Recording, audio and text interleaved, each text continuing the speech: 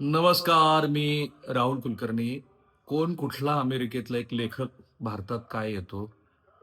तो संशोधनाच्या नावाखाली लोककथा आणि ऐकीव माहितीच्या आधारावरती पुस्तक लिहितो आणि त्या पुस्तकामुळं गेली 2 दशकं जवळपास महाराष्ट्रातलं सामाजिक वातावरण ढवळून निघतं. 2 जातीमध्ये तेढ निर्माण होते किंवा एक जात विरुद्ध इतर जातीतली मंडळी असा एक संघर्ष उभा राहतो. त्याच्यातनं वैचारिक घुसळण पण होते आणि खऱ्या-खोट्या अशा तथ्याच्या आधारावरती म्हणजे पूर्वी कुठेतरी लिहिलेल्या अत्यंत घाणेरड्या पद्धतीचा इतिहास महाराष्ट्राबद्दलचा जगाला सांगण्याचा प्रयत्न होतो. तो अध्याय आता संपला. आणि वाक्य काय आहेत बघा. Certain passages in Shivaji, Hindu king in Islamic India by James lane, a particular on pages 31, 33 and 34 and 93 were not verified. Verified नव्हती तर मग मूर्खासारखं लिहिलं कशासाठी? We express regret over the publication of those statements and tender an apology to Chhatrapati Udayanraje Bhosle and to public at large for any distress and anguish caused. हे Oxford युनिव्हर्सिटीनं इंग्रजी वर्तमानपत्रामध्ये लिहिलेल्या माफीनाम्यातले शब्द आहेत. त्याचा मराठी अनुवाद असा आहे.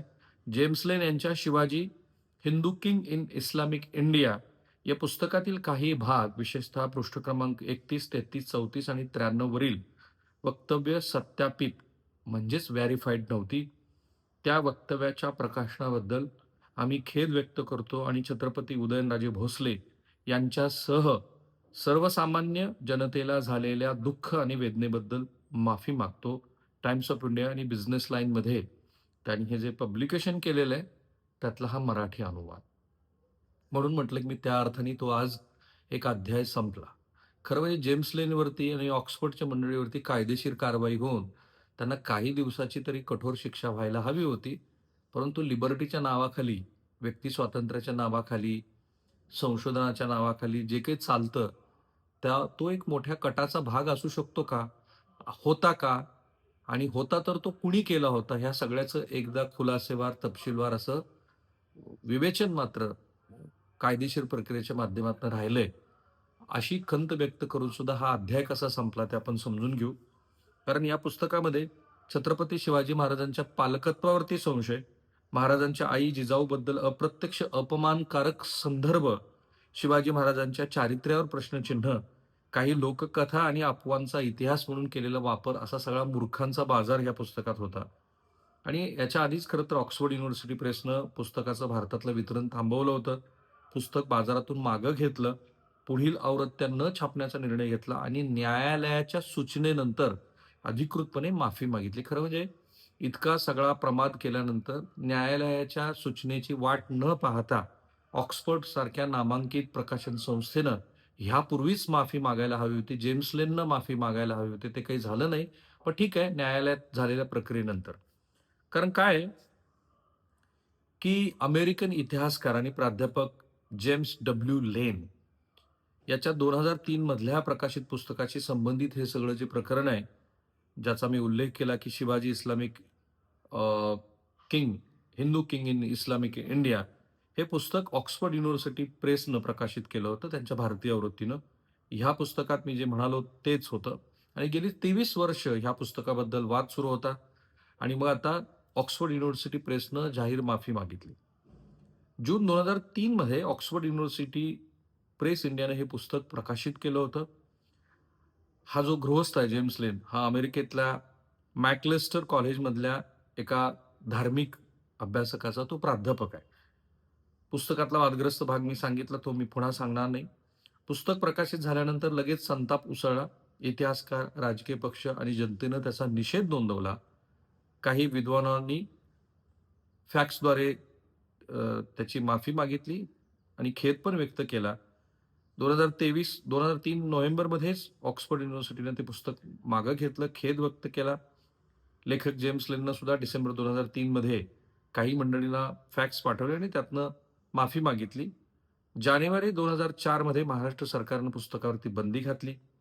तरी सुद्धा हा दीर्घकालीन न्यायालयीन लढा सुरू होता. छत्रपती शिवाजी महाराजांचे 13वे वंशज उदयनराजे भोसले यांनी बॉम्बे हायकोर्टाच्या कोल्हापूर खंडपीठात, कारण आता ते कोल्हापूर खंडपीठ झालंय, याचिका दाखल केली. यात पुस्तकातील आक्षेपार्ह भाग काढण्याची आणि माफी मागण्याची मागणी केली होती. मधल्या काळामध्ये एक महत्त्वाची गोष्ट घडली.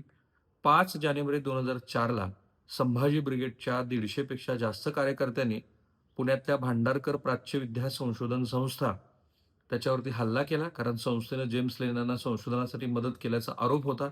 कारण पुस्तकामध्ये जेम्स लेननं संस्थेचे आभार मानले होते. या हल्ल्यात संस्थेचे हजारो दुर्मिळ ग्रंथ, हस्तलिखित साधारणपणे 18,000 पुस्तकं आणि 30,000 दुर्मिळ हस्तलिखित त्याचं नुकसान झालं. ही तोडफोड अतिशय हिंसक होती कारण भावना लोकांच्या तीव्र होत्या. महाराष्ट्रामध्ये या पुस्तकामुळे मोठा संताप उसळला होता. मुख्यत्वे लॉ कॉलेज रोडवरच्या भांडारकर ओरिएंटल रिसर्च इन्स्टिट्यूटमध्ये ही तोडफोड झाली. ही संस्था आपल्याला सगळ्यांना माहिती आहे, पुण्यातली एक प्रसिद्ध अशी संस्था आहे. या हल्ल्यात ग्रंथालयाची मोडतोड, जाळपोळ आणि नुकसान झालं. अर्थात त्याच्यानंतर ब्राह्मण विरुद्ध मराठा असा सुद्धा जातीय वाद रंगला. काही राजकीय पक्षांनी याचा फायदा घेतला. लेखकावर आणि प्रकाशकावरती एफ-आय-आर दाखल झाला. आय-पी-सी 153, 153 ए अंतर्गत म्हणजे सामाजिक वैमनस्य निर्माण करणं त्या अंतर्गत झाला.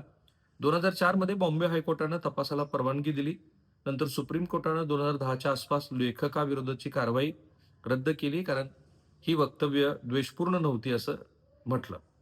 मग आता बॉम्बे हायकोर्टाच्या कोल्हापूर खंडपीठाच्या निर्देशानुसार ऑक्सफर्ड युनिव्हर्सिटीच्या प्रेस इंडियानं 6 जानेवारीला वर्तमानपत्रामध्ये पब्लिक नोटीस प्रसिद्ध करून ही माफी मागितली. कारण उदयनराजे भोसले आणि मंडळींनी एक याचिका दाखल केली होती आणि त्या याचिकेनंतर हा सगळा माफीनाम्याचा भाग झाला आणि 22 वर्षानंतरचा 23 वर्षानंतरचा हा वाद संपुष्टात आला.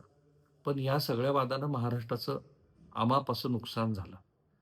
नुकसान काय झालं? तर महाराष्ट्रामध्ये जातीय तणाव निर्माण झाला. संशोधनाच्या पातळीवरती जे अश्लाघ्य गोष्टी होत्या, तो जो मूर्खपणा होता, त्यामुळं पुढं मूलभूत संशोधन करायला सुद्धा काही लोकांनी नकार दिला, काहींनी माघार घेतली. खास करून मी तंजावरमध्ये जेव्हा अनेक मंडळींशी बोललो आणि माझ्या लक्षात आलं, की छत्रपती शिवाजी महाराजांच्या कुटुंबाच्या दुसऱ्या पातीच्या इतिहासाचं संशोधन केल्यानंतर महाराष्ट्रातल्या सुद्धा अनेक घडामोडींची उकल होऊ शकते. त्याचं संशोधन जवळपास थांबलं. आपल्या मध्ययुगीन कालखंडातल्या इतिहासाचं संशोधन करत असताना काही जणांनी आपल्याकडं असलेल्या माहितीचा विपर्यास होऊ नये किंवा त्या गोष्टीमुळे तणाव निर्माण होऊ नये म्हणून ते संशोधन जाहीरच करायला नकार दिला आणि त्यामुळं महाराष्ट्राचं केवळ जातीय अंगानेच नाही तर ऐतिहासिक अंगाने सुद्धा खूप मोठं नुकसान झालं. माझा स्वतःचा अनुभव सांगतो आणि थांबूया.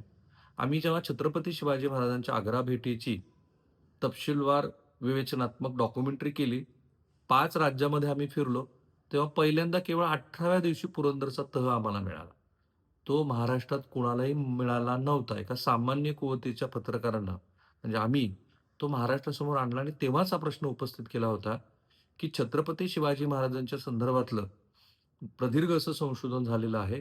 अजून सुद्धा संशोधनात्मक पातळीवरती खूप मोठी संधी महाराष्ट्राला आहे. महाराजांचा दाक्षिणात्य भागातला त्यांनी केलेला दक्षिण दिग्विजय, राजाराम महाराज महाराष्ट्रातनं तंजावरला म्हणजे जिंजीला गेले, तो भाग, पॉंडिचेरी, महाराष्ट्रात गेलेले अनेक सरदार, त्या सरदारांनी बजावलेली उत्तुंग कामगिरी, पानिपतच्या युद्धानंतर अहमदशाह अब्दालीचं महाराष्ट्रात परत न येणं किंवा पेशव्यांना त्यानं स्वतःची काही वस्त्र पाठवणं वगैरे असे सगळे ऐतिहासिक संदर्भ पुन्हा पुन्हा तपासून महाराष्ट्राचा हा जो गौरवशाली इतिहास आहे, तो ह्या देशाला सांगायला हवा, असा तो मूलभूत प्रश्न उपस्थित केला होता.